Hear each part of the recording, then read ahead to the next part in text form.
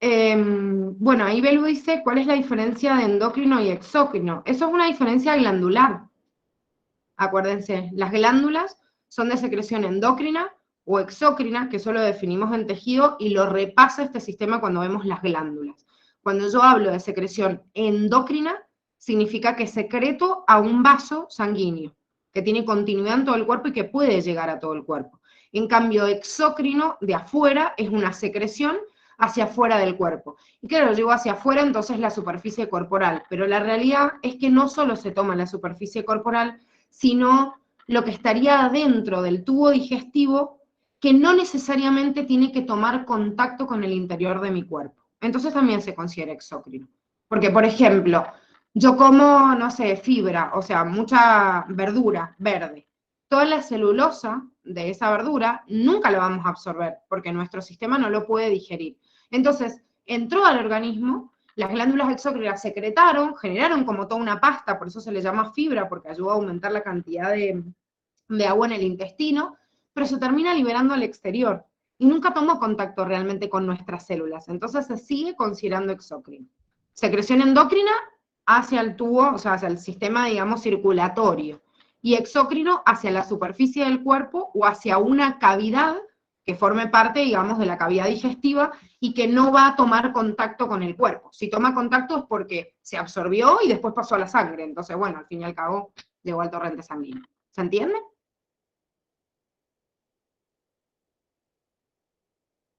Bien, perfecto, me alegro. Bueno, empezamos entonces con el tema de hoy, hablando de este sistema endocrino, pero en esta oportunidad vamos a arrancar con las principales glándulas del organismo, o sea, las estructuras más allá del eje hipotálamo hipofisario, porque el eje también es una glándula, que se encargan de secretar otras hormonas. Algunas de ellas participan de este eje hipotálamo hipofisario y otras no. ¿Sí? Entonces vamos a ir distinguiendo y cada una de ellas en su función. La primera de ellas que vamos a ver es la glándula tiroides. ¿Sí? La glándula tiroides es una glándula que está ubicada en el cuello, delante de la tráquea, que es esta estructura o estos anillos que están viendo acá, que forman parte del sistema respiratorio, y debajo de la laringe, porque la laringe llega hasta acá, hasta donde están viendo este cartílago que se llama cricoides. Entonces, la glándula tiroides está sobre la tráquea, pero por debajo de la laringe. Y en realidad está también delante y debajo de este cartílago grande, que es el cartílago tiroideo. El cartílago tiroideo es el que hace un pliegue que en los hombres se dice, o sea, se la conoce como nuez de Adán. En realidad, todos tenemos como este cartílago con esta saliencia, como la ven acá, pero en el hombre se agudiza más porque las hormonas sexuales masculinas, o sea, la testosterona, hace que esta laringe se ensanche, o sea, se hace como un pico para adelante, para tensar de otra forma las cuerdas y engrosar la voz, que hace distinción desde la adolescencia de la voz masculina. Vieron que los hombres empiezan con esa transición de la voz de gallo Claudio hasta que se estabiliza, es porque se está acomodando ese cartílago tiroides y reacomodando obviamente a las cuerdas de la laringe. De hecho, si yo suministro a una mujer, por ejemplo, que no tiene tanta segregación de testosterona, se lo administro artificialmente, también voy a lograr esto. El engrosamiento de la voz quizás no igual, pero voy a lograr, no igual que en la pubertad, digo, pero voy a lograr lo mismo porque justamente es por una acomodación de este cartílago. Mira, Belu, en realidad cuando vos tocas la tiroide ves la saliencia, un endocrinólogo sabe obviamente el tamaño normal, si la estás tocando en la superficie. Para nosotros, obviamente, al tocarla, uno dice, bueno, no sé si es normal o no normal, pero sí, un endocrinólogo lo que hace, lo primero que hace, es la palpación de la glándula tiroides porque puede estar aumentada de tamaño. Y fíjense a la altura donde está el cartílago tiroides, acá tienen el hueso ioides. Recuerden que el hueso ioides es el único que no está articulado con nada, que está acá en la base. Es este hueso que si ustedes se agarran acá y hacen esto, se lo mueven, les hace crac, crac, crac, crac, crac, crac. Bueno, ese es el hueso que no está articulado con ningún otro hueso, que es justamente este hueso ioides. ¿Sí? La tiroides tiene dos lóbulos, el lóbulo derecho e izquierdo, y tiene en el medio como una saliencia o lóbulo intermedio que se llama istmo de la tiroides. ¿Sí? O sea que anatómicamente tiene estas dos estructuras, dos lóbulos, derecho e izquierdo, y este istmo en el medio. Si yo corto la tiroides y la veo en el microscopio, o sea, su histología, que es el estudio obviamente microscópico de los tejidos, me encuentro una superficie de esta forma, en donde se ven como unas lagunitas y células alrededor. Estas lagunitas se denominan coloide y son como la parte interna de lo que vamos a denominar folículo tiroideo. O sea que cada uno de estos es un folículo tiroideo. Las células que rodean a este folículo, o sea, esta sustancia que se ve adentro, que es el coloide, esas células que lo rodean se llaman células foliculares o secretoras, y son células que se encargan de la secreción de las hormonas tiroideas, T3 y T4.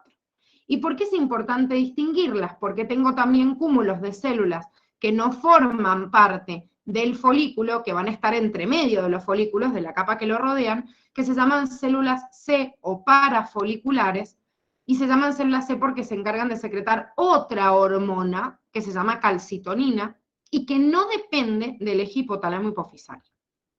O sea, lo que vamos a ver ahora obviamente es cada una de este grupo de hormonas. Entonces, histológicamente encuentro el folículo tiroideo con las células foliculares y el coloide en el medio, y todas las células que me sobran alrededor, las parafoliculares. Acá tienen ensanchado y en un dibujo uno de estos folículos tiroideos. Estas serían entonces las células foliculares que rodean al folículo, y adentro el coloide, que es en donde están las proteínas que yo necesito para secretar la T3 y T4, y en donde se mete activamente el yodo que se necesita para sintetizar estas hormonas tiroideas. Entonces, presentamos a las dos hormonas tiroideas, por un lado hormonas tiroideas que se llaman T4 y T3, que la realidad es que la misma hormona T4, que ya vamos a ver, ahora les muestro una imagen para que la visualicen, que se sintetiza en ese folículo, se desyoda, o sea, pierde un yodo, y se transforma en T3.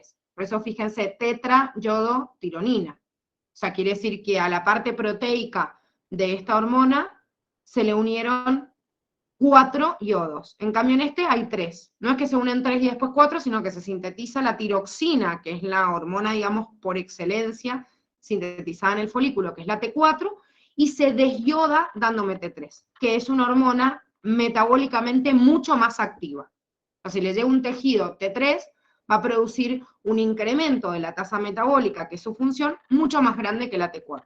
Entonces, la T4 es la hormona, digamos, principal que se secreta en el folículo, pero después se desyoda, pierde ese yodo para hacerse metabólicamente más activa y tener más función en el tejido. Como ya sabíamos, era un derivado de aminoácido, significa que es un aminoácido modificado, de hecho está modificado porque se le une yodo, ¿sí? Y es la única hormona que tenemos en el cuerpo que tiene unido yodo, que acuérdense que el yodo era un oligoelemento. Prácticamente no lo utilizamos para otra cosa más, pero es tan fundamental en la unión con estas hormonas que aunque necesite muy poquita concentración, lo necesito fundamental porque si no, no tengo de dónde sacarlo.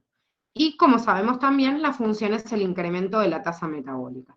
Por su parte, las células C o parafoliculares que secretan calcitonina, esta hormona es un polipéptido de 32 aminoácidos y que inhibe la liberación del calcio del hueso. O sea, que ayuda a que el hueso encierre o se quede con el calcio en su matriz ósea, o sea, en la hidroxiapatita, y por ende disminuye la calcemia. Significa disminuye la cantidad de calcio que hay en sangre.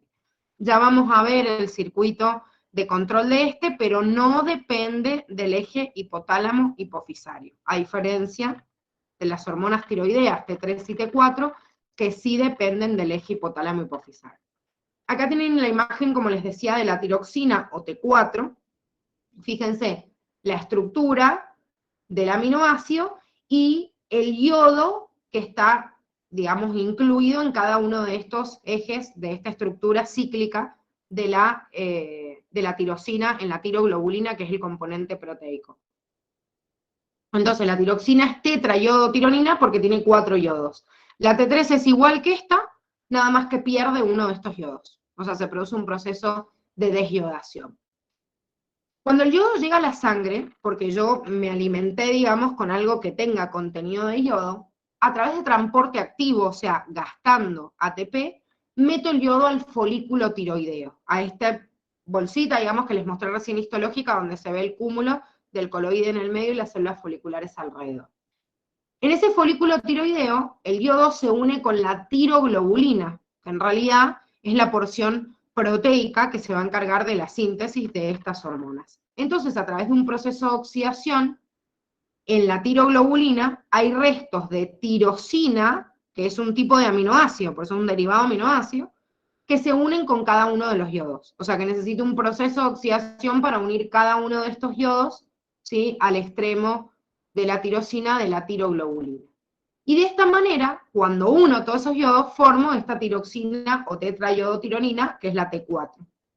Esta T4 es la que más sale a circulación desde el folículo tiroideo, pero en circulación sufre un proceso metabólico de desyodación, de pérdida de un yodo, y se transforma en la hormona activa, que sería la T3 o triyodotironina.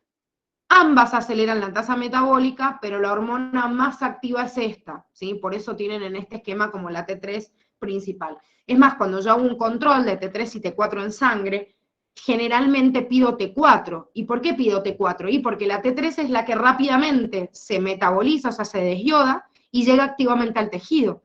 Entonces, generalmente no hay mucha T3 en sangre. No quiere decir que no me la puedan pedir, por ahí puedo ver el proceso de desyodación y puedo evaluar a las dos en simultáneo, pero el dato más significativo en sangre es la T4, porque es la cantidad de hormona que está secretando la tiroides. La otra rápidamente se metaboliza, entonces si hay un aumento de la tasa metabólica, porque, qué sé yo, estoy haciendo ejercicio, y bueno, obviamente que voy a tener menos T3 porque la estoy consumiendo, pero no quiere decir que haya un problema en la tiroides in situ para que haya bajo nivel de T3 en sangre. Como les dije recién, este yodo es fundamental para sintetizar estas hormonas y por ende cuando falta yodo en la dieta se puede producir una falencia de la secreción de estas hormonas que no tiene que ver con una falencia de la tiroides, o sea, la tiroides funciona mal, sino que en realidad el problema es que me falta la materia prima. O sea, si no tengo materia prima no puedo elaborar nada.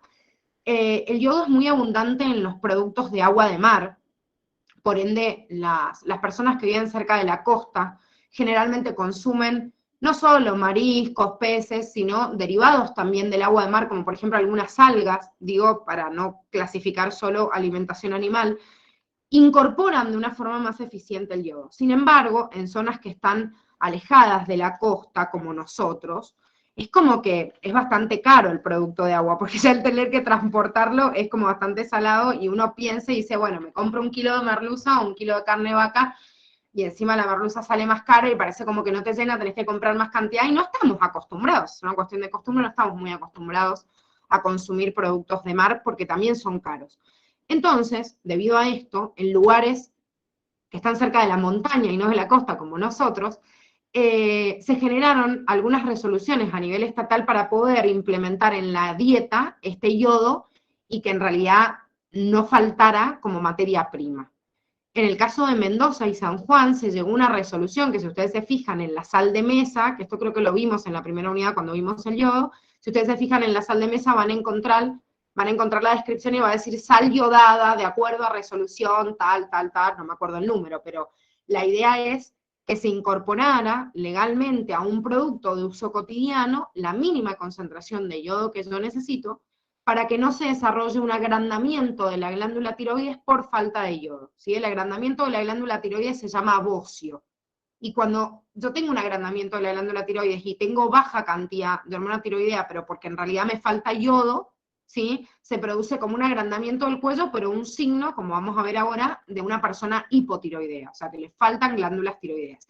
Y esto se veía mucho hasta en algunos, por ejemplo, pinturas o recuadros que se hacían de los gauchos, que todos tenían como el cuello grande y ensanchado, y en realidad no era la contextura del gaucho, sino que estaban todos, o sea, todos tenían bocio.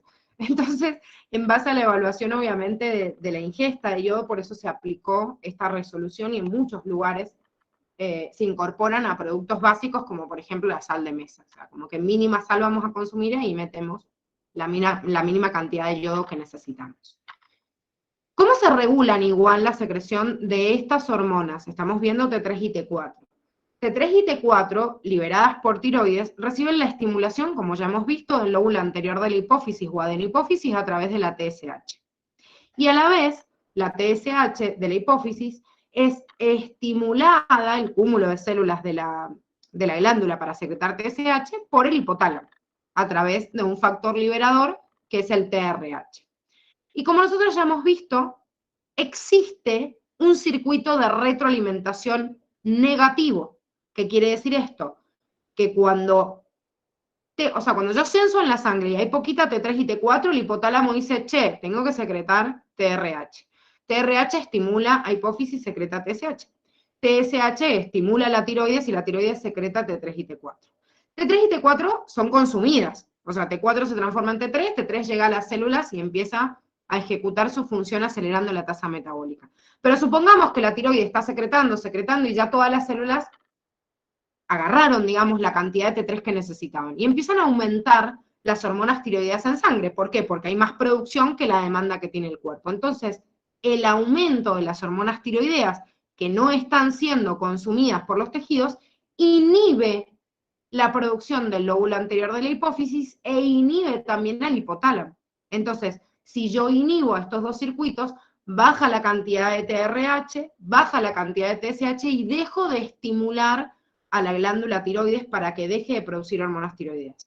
Cuando nuevamente el tejido necesita más hormonas tiroideas, consume las pocas que hay en sangre y el hipotálamo vuelve a sensar que hay poca cantidad, vuelve a secretar TRH y así está todo el tiempo el ciclo funcionando de forma permanente.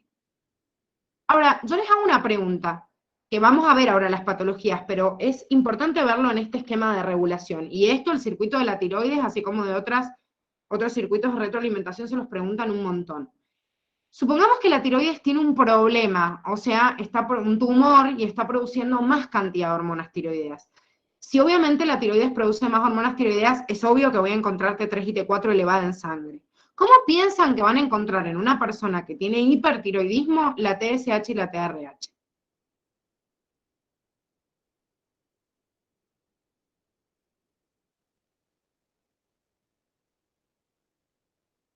¿Cómo se quedaron mudos? Piensen, yo tengo un tumor en la tiroides y tengo mucha cantidad de T3 y T4. Entonces, de acuerdo a este circuito de retroalimentación negativa, ¿cómo van a estar en sangre TSH y TRH?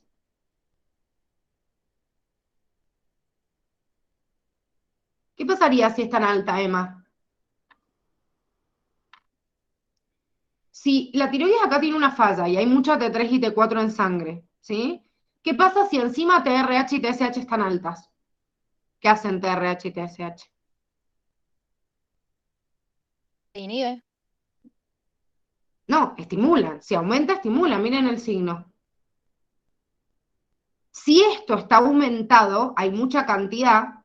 Si TSH y TRH también están aumentados, quiere decir que van a seguir estimulando. ¿Se entiende? No, Belu, la calcitonina no tiene nada que ver. Estoy hablando de T3 y T4. Calcitonina no se rige por el eje hipotálamo hipofisario. Igual todavía no lo vimos, pero como les dije, calcitonina no se regula por este eje. Tiene otro control completamente distinto, ¿sí? Tiene que ver únicamente la T3 y la T4. Sería el yo hipertiroidismo. ¿Ah? Sería hipertiroidismo. Si yo tengo, claro, si yo tengo un hipertiroidismo porque tengo aumento de T3 y T4, ¿cómo voy a encontrar TSH y TRH? Bueno, y me dice Lema, por eso la deja aumentada. No, no la deja aumentada, porque si no te estás olvidando del circuito de retroalimentación negativo. Yo les dije recién que si esto aumenta y aumenta mucho en sangre y el tejido no lo alcanza a consumir porque justamente se está produciendo más de lo que necesito, está todo el tiempo activo esto, la inhibición de la hipófisis y la inhibición del hipotálamo. Una persona que tiene hipertiroidismo tiene elevada T3 y T4 en sangre, sobre todo T4, como les dije, porque T3 se consume, aunque si es un hipertiroideo y tiene mucho, va a tener mucha T3 y va a tener también mucha T4, pero TSH y TRH están disminuidas de los valores normales. ¿Por qué? Porque la elevada cantidad de hormonas tiroideas inhibe la secreción de la hipófisis e inhibe la secreción del hipotálamo. ¿Se entiende esto? Es re importante, chicos, porque Sí. se los preguntan siempre. Sí, sí. ¿Seguro? ¿Los demás? Sí, dice. Pensemos ahora al revés. Si yo tengo una tiroides deficiente que no puede secretar la cantidad de hormonas tiroideas que necesita el cuerpo, o sea, cúmulos de células de los folículos tiroideos que medio están al pedo o no están cumpliendo con su función. Quiere decir que obviamente voy a tener a T3 y sobre todo T4 baja en sangre. ¿Cómo van a estar los valores de las otras hormonas? ¿Aumentados? Sobre todo aumentado TSH. No tanto TRH, porque fíjense, si esto está bajo, quiere decir que inmediatamente si esto está bajo, lee el hipotálamo, que hay baja concentración y secreta TRH. Pero TRH estimula la hipófisis y la hipófisis responde bien. Entonces secreta TSH. Pero la TSH que quiere inducir el aumento en la tiroides no puede trabajar bien. Entonces sigue aumentando y se sigue acumulando. Generalmente están los dos elevados, depende el grado de hipotiroidismo que tenga, pero siempre se ve un aumento más grande de TSH que de TRH, porque es como que se acumula en el bloque. Digo, estoy aumentando porque quiero estimular a la tiroides, pero la tiroides no responde. Entonces, cuando hay patologías como el hipotiroidismo, que se suministra artificialmente una hormona tiroidea, como la levotiroxina, yo trato de equiparar lo que el cuerpo puede secretar normalmente con lo que meto de forma artificial para compensar este equilibrio o este circuito de retroalimentación. Ahora, si el problema no está en la tiroides, y es más raro, porque esto es lo más común, tengo un tumor en la hipófisis.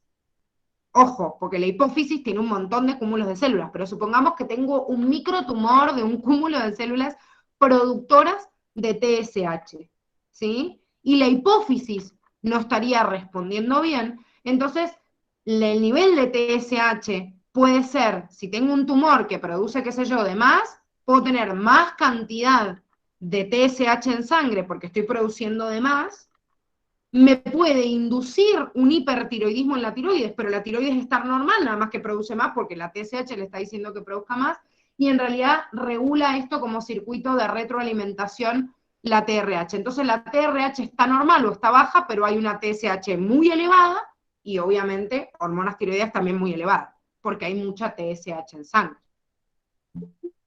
¿Se entiende?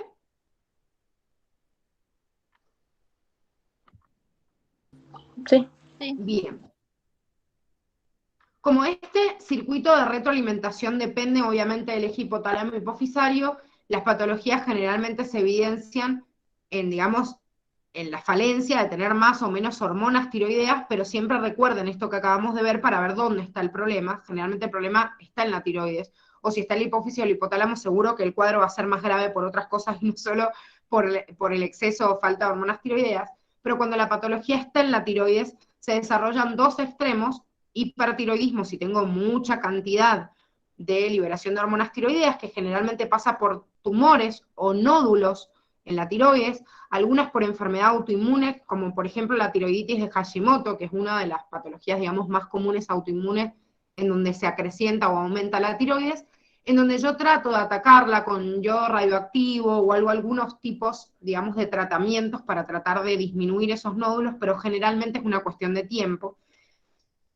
Y cuando la tiroides secreta, además, ya no tengo mucho que hacer, o sea, voy a ir controlando a esos nódulos, pero cuando voy a extirpar no puedo extirpar un nódulo, generalmente compromete la glándula y se extirpa completa. Entonces, un hipertiroideo no puedo regular su sintomatología y su función, voy controlando la tiroides, y si ya llega a un extremo en donde ya no da más y esos nódulos pueden volverse malignos y además los síntomas no se soportan, extirpo toda la tiroides. O sea que bruscamente paso de tener una persona hipertiroidea a tener una hipotiroidea. El déficit de la tiroides, o sea, el mal funcionamiento de la tiroides por disfunción de algunos de sus grupos de células, genera lo contrario, que es el hipotiroidismo. ¿Y qué hago con una persona hipotiroidea? Y artificialmente le tengo que meter hormonas tiroideas, ¿sí? Una administración oral, diaria, sumamente necesaria. Si conocen a una persona hipotiroidea, no se puede olvidar de tomar las hormonas tiroideas, o sea, se va a sentir como el culo, depende del grado que tenga, pero en el día va a sufrir mucho las consecuencias porque todas nuestras células tienen receptores para las hormonas tiroideas, o sea, son fundamentales para la tasa metabólica de todas, entonces todo funciona mal. Si me faltan hormonas tiroideas es por eso es tan básico.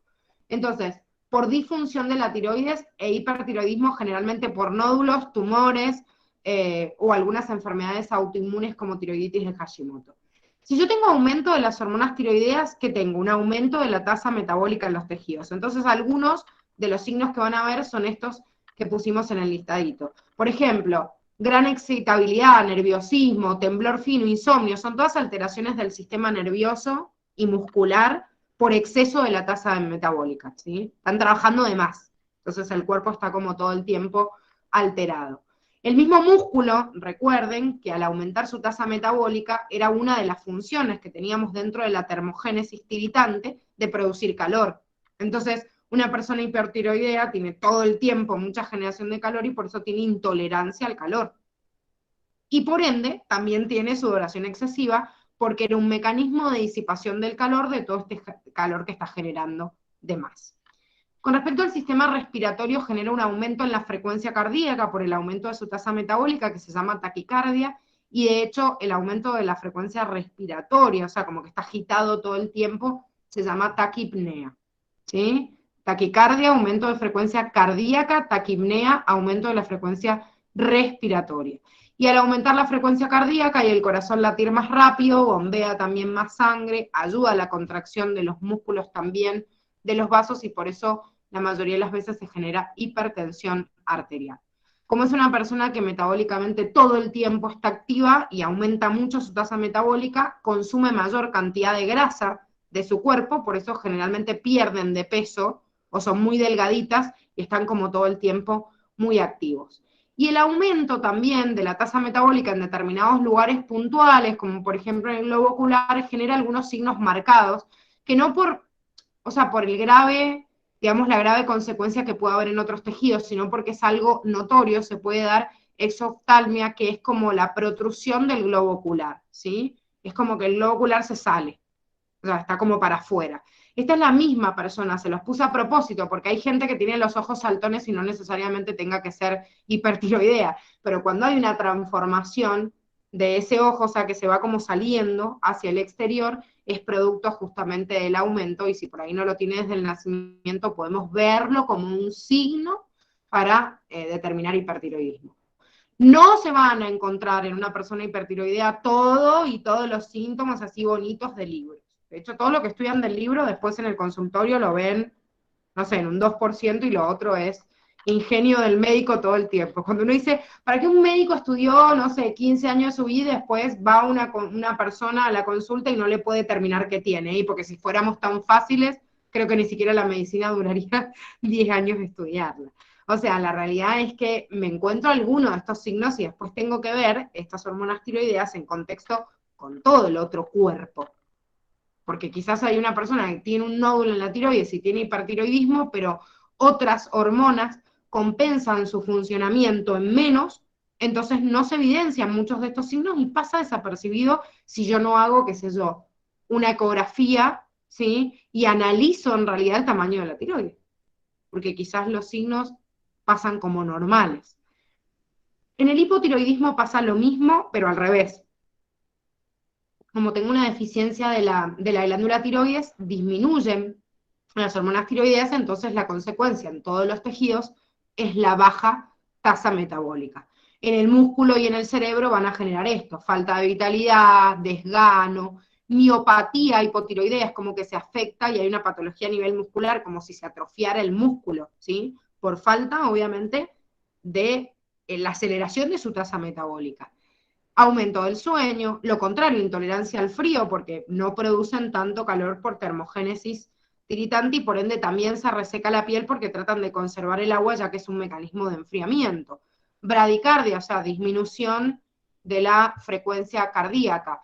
Como tienen disminución también del peristaltismo, o sea, del tránsito intestinal, también pueden sufrir de constipación, y a veces la baja tasa metabólica de los tejidos hace que el bajo tránsito en el sistema circulatorio permita la extravasación de agua y haya infiltración de líquido en los tejidos, dando un edema subcutáneo que se llama mixedema.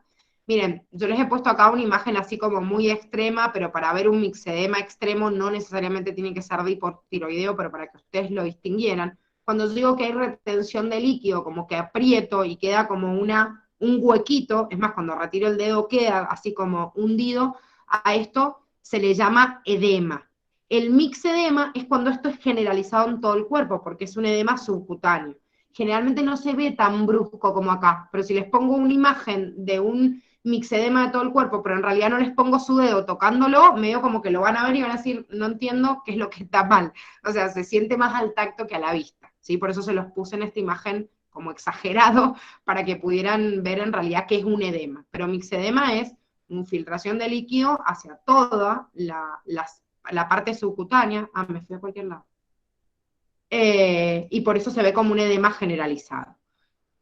Si el hipotiroidismo ocurre en la vida adulta, que es lo que generalmente sucede, o sea que la tiroides se empieza como a atrofiar y empieza a no funcionar bien, esa persona va a empezar a sufrir todas estas consecuencias, digamos, que acabamos de nombrar. Pero en realidad, en la etapa de la infancia, es muy importante un acoplamiento entre las hormonas sexuales, la hormona de crecimiento y las hormonas tiroideas. Entonces, si un niño nace y ya desde el nacimiento tiene una atrofia en las hormonas tiroideas, no completa su crecimiento de forma normal. Y se desarrolla un trastorno que se llama enanismo, también como el que vimos, nada más que en vez de ser el enanismo hipofisario, que era el de la hormona de crecimiento, se llama enano cretino o cretinismo, en donde falta mucha cantidad de hormona tiroidea y no ayuda al desarrollo de otros tejidos, que también son muy importantes, y no solo el crecimiento de los huesos, como sea la hormona de crecimiento. Y, por ejemplo, disminuye la cantidad que yo tengo, en realidad, de la tasa metabólica en el sistema nervioso central, y por eso se genera, digamos, deficiencia mental, que es una de las fallas más grandes que tiene el enano cretino o el cretinismo. Bueno, Emma, con respecto a tu pregunta, sí, esos ojos saltones pueden ser a causa de otra cosa, puede ser una patología ocular, o puede ser en realidad que yo le veo a una persona medio los ojos saltones, pero es su contextura. Por eso les digo que les puse el ejemplo recién de una mujer que se veían como los ojos normales y después que cambió, porque por ahí este salto es muy brusco, entonces es un signo que me puede decir, che, apareció un nódulo en la tiroides o algo diferente. Pero cuando generalmente una persona lo tiene desde el inicio, es como, igual es llamativo y hay que prestarle atención. Por ejemplo, mi mamá tuvo siempre, yo obviamente desde que nací me acuerdo de sus ojos saltones, y siempre ya me llamó la atención de que no tuviera nada en la tiroides, porque tiene toda la contextura de una persona hipertiroidea. Se hizo chequeos y controles a lo largo de toda su vida y siempre su tiroides salió normal. Evidentemente los estudios médicos no captaron quizás el tamaño de las células que estaban fallando, pero a los 40 y pico de años le encontraron una tiroiditis de Hashimoto y terminaron extirpándole la tiroides, y en realidad ella tenía signos desde, no sé, desde siempre. O sea, yo por lo menos no me acuerdo de ella sin signos muy precisos de hipertiroidismo, pero se lo detectaron, no sé, o sea, después de 40 años de vivir los síntomas, porque sus niveles hormonales igual seguían como más o menos normal. Bueno, ahora hipotiroidismo extremo. Entonces, igual nos llama la atención. Puede ser por otro factor, ese agrandamiento globular, pero igual llama la atención y hay que seguirlo controlando, porque muchas veces tiene que ver con este hipertiroidismo. Seba, no tengo ni idea que tiene Messi. Messi tiene que, no entiendo en referencia a qué, si tiene un hipotiroidismo. Un enanismo capaz, Gise, Ay, pero porque no sé qué tipo de enanismo. No conozco la historia clínica de Messi, no sé que tiene un problema de deficiencia de crecimiento óseo, pero no sé si era por deficiencia de hormonas tiroideas, de hormona de crecimiento, de algún factor o receptor. No tengo ni idea, porque no me importaría mucho la vida de Messi, pero tendría que investigarlo. Sí sé que tiene una deficiencia, pero no sé si es precisamente esto. Habría que ver a ver cuál es la dolencia. Entendido que le pusieron hormonas de crecimiento, o sea, le inyectaron. Así que creo que es Entonces deficiencia no es de eso. esta. No, entonces quizás tenía una deficiencia. Si le inyectaron hormona de crecimiento, entonces el problema no es este, sino el enanismo hipofisario que habíamos visto. El enanismo hipofisario es el que ayuda al crecimiento óseo. Entonces generalmente no crecen los huesos largos del tamaño que tienen que crecer, pero no son los huesos largos. Acuérdense que la hormona de crecimiento en la etapa de crecimiento ayuda al aumento de los huesos, pero también ayuda al crecimiento también de otros tejidos, porque aumentaba la absorción al intestino de ácidos grasos y fomenta el crecimiento de los tejidos. Entonces, generalmente se da un enanismo por eso. Si le han puesto un suplemento de hormona de crecimiento, entonces no es este tipo de enanismo, sino que era un enanismo, digamos, hipofisario, por falta de la hormona de crecimiento. ¿Se entiende? Ay, el Emma me decía que conoce. Por eso, no. hay que ver, o sea, no tener los ojos saltones significa solo tener hipertiroidismo, pero puede ser que lo tengan o que lo desarrollen más adelante, porque muchas veces cuando uno es adolescente o es joven, muchas de las, digamos, del uso de la tasa metabólica, ¿no? Como que siempre está acelerado y todo, es propio por ahí de la edad y del crecimiento, entonces opacan por ahí otros signos. Entonces, quizás algunos de ellos tienen hipertiroidismo y lo descubren más adelante, u otros tienen que ver con una configuración física y por ahí su tiroides está completamente normal. ¿Sería por la falta de hormona? No entiendo, Emma, la pregunta, si sería por falta de hormona en sí o no. Sí, exacto. Karen, lo que estás hablando del peso, sí. Las personas que tienen hipotiroidismo, no se los ha puesto acá en el Curtis, en realidad como digamos, característica principal, pero hay generalmente ganancia de peso. Lo que pasa es que depende mucho, porque por eso no es un signo muy característico. O sea, el hipertiroidismo cuando se despierta es como que rápidamente la persona empieza a perder peso y es como más abrupto. En cambio, en el hipotiroidismo depende de lo que vos consumas. Hay personas hipotiroideas que son sumamente delgaditas porque esta falta de desgano, de vitalidad y todo, también lo compensan con una poca cantidad de comida. Entonces, si vos comes poco y tu tasa metabólica es baja, no necesariamente tenés que ser gordo. Ahora, si comes mucho y encima tenés un hipotiroidismo, sí. O si se te despierta un hipotiroidismo en un determinado momento, uno de los signos por ahí es el aumento de peso que empieza abruptamente. O en las mujeres también hay muchas veces cortes de los ciclos menstruales. Cuando las hormonas tiroideas funcionan mal, disminuyen la tasa metabólica, por ejemplo, en los ovarios. Entonces hay mujeres que tienen amenorreas durante muchos meses y por ahí es uno de los únicos signos que después terminan yendo a un ginecólogo y les pide un control de T3 y T4 y terminan o sea, descubriendo que tenía hipotiroidismo. En realidad no había nada en el ovario en sí.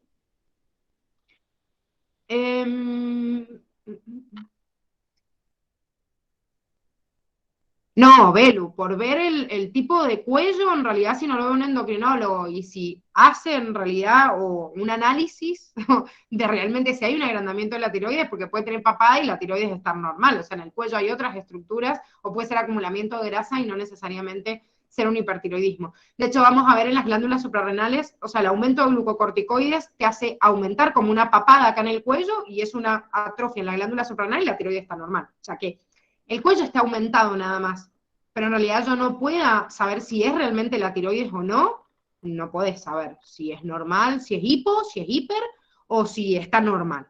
Eso primero por un lado. Ahora, es importante entender que el agrandamiento del cuello por agrandamiento de la glándula tiroides se denomina bocio. Ahora, ¿por qué les puse bocio acá por falta de yodo? Porque una cosa es que falte el yodo y la glándula diga no tiene la señal, entonces siguen aumentando como la liberación de las hormonas que lo estimulan y se produzca un aumento del agrandamiento, digamos, de la tiroides por falta de yodo, entonces es una persona que tiene bocio, o sea, ensanchamiento del cuello, pero que tiene síntomas de hipotiroidismo, y otra cosa es tener un bocio o un agrandamiento de la glándula tiroides, pero por ejemplo por un tumor.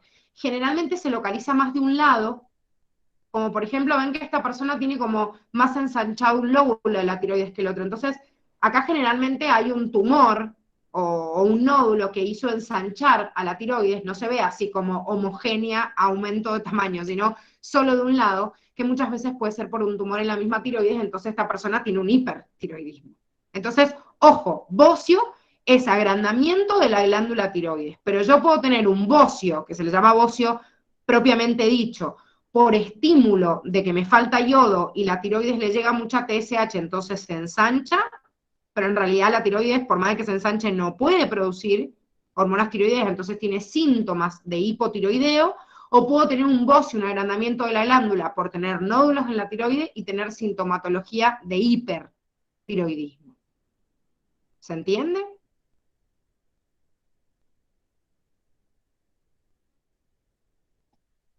¿Sí o no? Sí, Bien.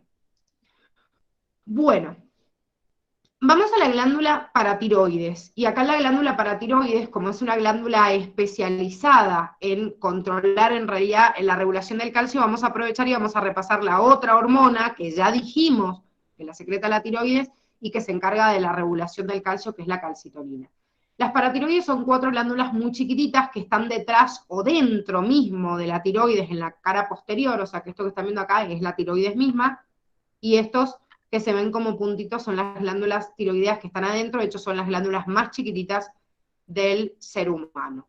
Esta glándula, perdón, secreta una hormona que se llama hormona paratiroidea o paratormona, que químicamente son un polipéptido de 84 aminoácidos y se encargan de la homeostasis del calcio principalmente, pero también de la homeostasis del fosfato de sangre, haciendo lo contrario que hacía la calcitonina. Esta hormona aumenta la calcemia disminuyendo también la excreción de lo que se orina, por eso dice disminuye la calciuria.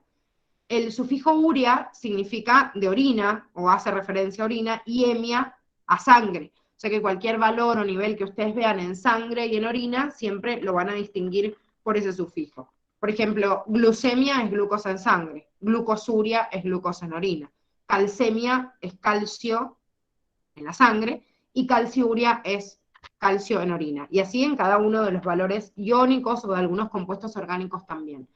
Ahora, la hormona paratiroidea aumenta la calcemia ante la demanda que tiene el cuerpo de calcio. Acuérdense que el calcio es un mensajero importantísimo, es segundo mensajero de un montón de señales, lleva la exocitosis, la contracción muscular, el proceso de, o sea, la transmisión de la sinapsis nerviosa para comunicarse. Es como, no tengo calcio y funciona todo como el culo. Entonces necesito sí o sí, obviamente, ese calcio, ese nivel de calcio normal. Bueno, para ese nivel de calcio normal en sangre necesito una concentración normal de esta hormona paratiroidea y que se mantenga en equilibrio con la hormona que hace lo contrario, que sería la calcitonina. Entonces, podemos ver que la regulación justamente del calcio es un equilibrio entre dos hormonas, una hormona secretada por la tiroides, que nombramos recién, otra hormona secretada por la paratiroides. Ambas se regulan por la concentración de calcio en sangre y no tienen control del eje hipotálamo hipofisario. La hipófisis acá no tiene nada que ver, el hipotálamo menos. El calcio que hay en sangre estimula a una glándula o a la otra. O sea, si tengo poquita concentración de calcio en sangre, quiere decir me falta y necesito a alguien que la aumente. Entonces, la poca concentración de calcio estimula la glándula paratiroides, ¿por qué? Porque es la hormona que aumenta la calcemia. Y si hay mucho calcio en sangre, ese mucho calcio en sangre llega a la tiroides, estimula las células tiroideas para que disminuyan la calcemia, entonces empieza a meter el calcio que le sobra al hueso. Por eso decimos que el hueso es un depósito mineral importantísimo, es el principal depósito de calcio en el organismo, y se va produciendo ruptura del hueso y formación de nuevo hueso en base a estas dos hormonas, y al nivel de calcio en sangre, de acuerdo al uso que hagan los tejidos.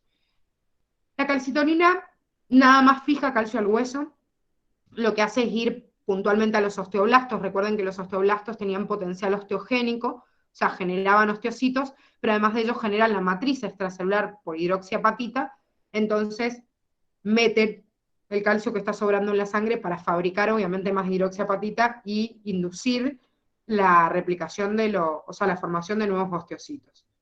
Si bien la paratormona en el hueso hace lo contrario, fomenta la resorción ósea, o sea que va a actuar sobre los osteoclastos y no osteoblastos, produciendo la degradación o la ruptura de los osteocitos y de la matriz ósea, también tiene otros mecanismos para aumentar el calcio en sangre. No solo rompe el hueso, sino que activa a la vitamina D, que es una vitamina que permite la tasa de absorción del calcio a nivel intestinal, o sea, hago que se absorba más calcio, y además de eso bloqueo la excreción de calcio en el riñón, por eso decimos que disminuye la calciuria. Para tratar de mantener equilibrado el equilibrio osmótico del organismo, lo que hacen en realidad al disminuir la calciuria, es como si disminuyo la calciuria y estoy acumulando calcio, para no desequilibrar osmóticamente al cuerpo, libero más fosfato. Entonces, en realidad lo compenso uno con el otro y también participa, si bien es menos importante, porque hay otros factores que participan y no se necesitan por ahí en tanta cantidad, ese fosfato, hace como un control inverso. Esto la calcitonina no, la calcitonina se mete con el calcio y no tiene nada que ver con el fosfato, ¿sí? O sea, tiene que ver nada más con la regulación del calcio. La vitamina D es una vitamina que se consume en la dieta, pero yo necesito sí o sí fijarla al hueso. O sea, fijarla, perdón, para que sirva en el hueso para absorber el calcio. La fijación de la vitamina D se produce a nivel nosotros, una persona normal, por la exposición a los rayos UV del sol. Es como que no tengo otra forma natural de activarla.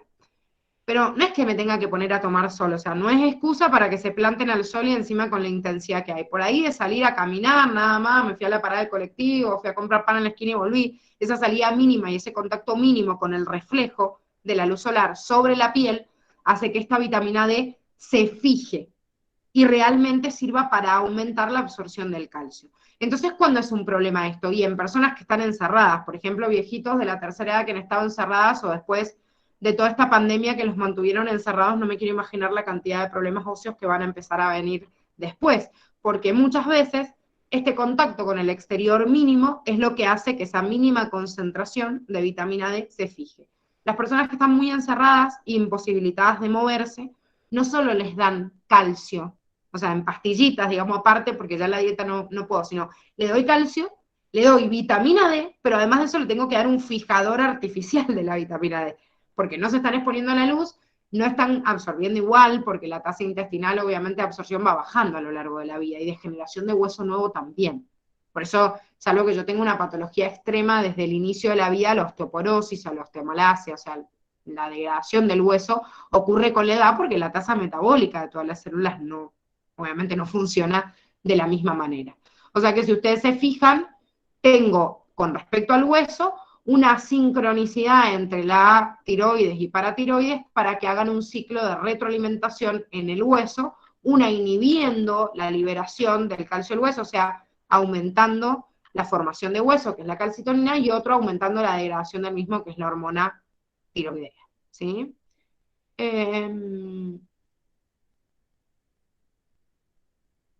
Belu, no entiendo, ¿la muerte apoptótica de qué? La piel escamada ya está muerta, por eso no te entiendo la pregunta.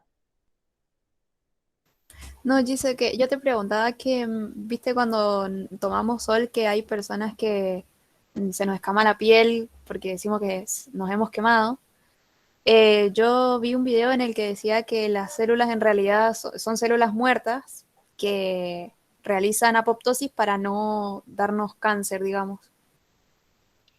Claro, ¿Es sí, pero cierto no eso? tiene que ver que estés tomando sol o no. A ver, la piel se descama todo el tiempo. La piel se descama todo el tiempo porque es un tejido epitelial que tiene una alta tasa de regeneración y tome sol o no tome sol, siempre las células más superficiales de la piel están muertas. Y eso se llama descamación furfúrea, que es como en líneas, que ahora en sistema inmune también lo repasamos, es una barrera de defensa contra el organismo. O sea, ocurre siempre, tome sol o no tome sol, la piel siempre se descama. De hecho, se calcula que el 80% del polvo ambiental es la piel de la gente que se va descamando. Yo no sé si alguna vez han sacudido su colchón, que uno lo sacude y cae un montón de cosas que uno dice está lleno de tierra. Bueno, el 90% de lo que están sacudiendo en su colchón es la propia piel de ustedes, porque se está descamando todo el tiempo. Es verdad que si vos lesionás la piel, exponiéndote al sol o con otra quemadura, podés acelerar el proceso de regeneración de células nuevas y se puede descamar más o menos. Pero no quiero que relaciones que el sol es lo que hace descamar, porque no, en realidad la piel se descama todo el tiempo. Cualquier efecto nocivo, como el sol, o sea, un rayo UV o una sustancia química irritante sobre la piel, puede hacer que tu descamación furfúrea o en láminas de la piel no sea tan alta como la velocidad en realidad de generación de las nuevas células y algunas de esas células que queden dañadas no se alcancen a reponer y por eso generen cáncer. O sea, tu piel todo el tiempo se regenera y entra en apoptosis las células viejas para no quedarte un melanoma. El problema es que cuando te expones al sol no le das tiempo a que la piel se genere tan rápido por la cantidad de células que vos estás dañando. Porque el sol, o sea, los rayos UV, como ustedes ya han visto, es un fenómeno de daño en la replicación del ADN. Y como son células que todo el tiempo se están reproduciendo, son las más afectadas cuando uno se expone al sol. O sea, el sol fabrica células cancerosas siempre. El problema es que cuando estás tomando sol, no le das tiempo a que tu generación de células nuevas reponga esas células.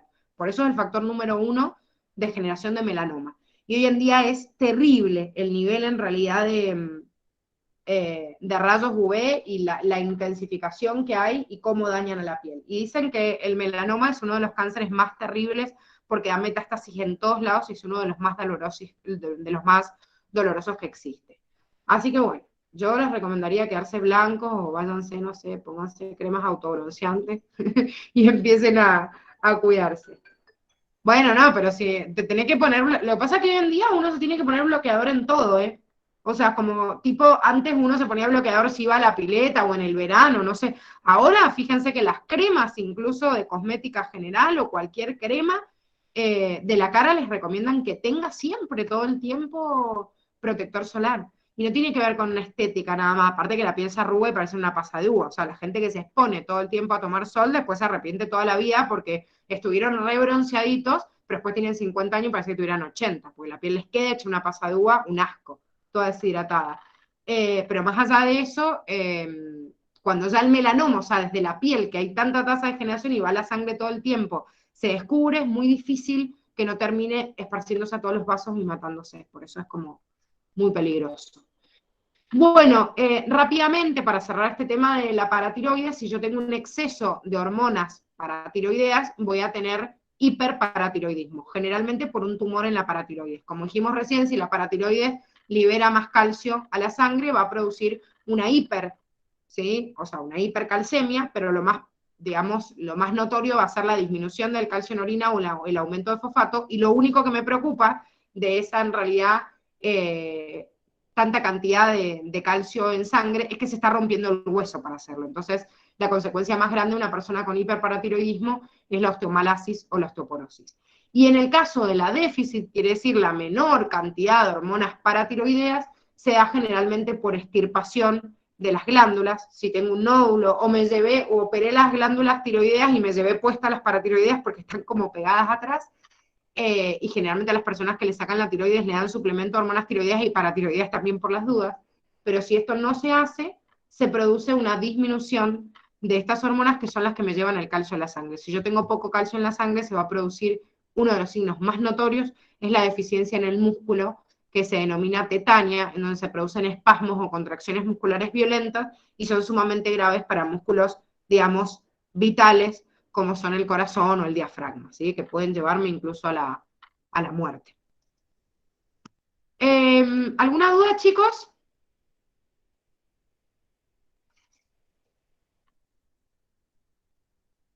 No, dice, de mi parte no. Por mi lado no, Gis. Bueno, tendríamos que ver